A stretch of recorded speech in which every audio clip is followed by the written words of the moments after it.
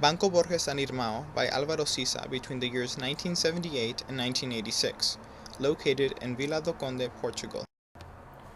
In an interview with Don McCants in 2002 for the journal Mosaic, Alvaro Siza acknowledges the relationship between poetry and his architectural designs. He notes that in reading and interpreting poems, everything there is absolutely essential to understanding the emotions being conveyed by the poet. Siza employs this methodology in the conception and execution of his designs by eliminating that which is not relevant to his message or theme. He uses a modern vocabulary of geometric forms, manifested in concrete and glass, to produce a poetic synthesis of site context and structure. At first glance, it may appear that his buildings are overly simplified, but closer analysis reveals the well-thought-out complexities of the spaces.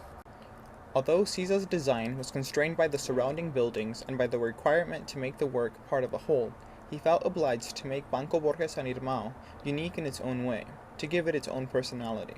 He achieved this by opening the building to the street and eliminating the distinction between interior and exterior.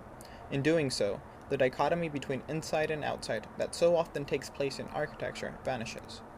Then, he gave the building an image that would set it apart from the rest of the architecture in the surrounding area. Opposite diagonals of the otherwise rectangular building have been curved so as to elongate the facades of the structure. This gives the appearance of greater depth and volume. The fluidity of constant motion through the three levels of the building is further emphasized by the curvatures in the walls and ceilings. The staircases unfold in opposite directions, producing something not far removed from the movement we perceive in the Mobius strip. This constant flow of circulation within the building brings awareness to the fact that there is no element of hierarchy present in its construction. One's attention cannot focus on a particular aspect of the building because every space leads to another. To avoid any distractions that may interfere with this constant circulation, everything in this architecture is fixed. Siza does not install any lighting fixtures, but instead allows light to simply shine from gaps in the ceiling.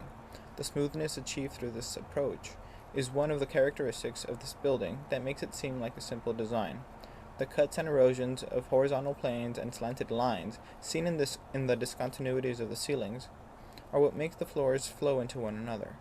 In his attempt to capture continuous circulation in solid form, Siza conceives a design that evokes movement through stasis.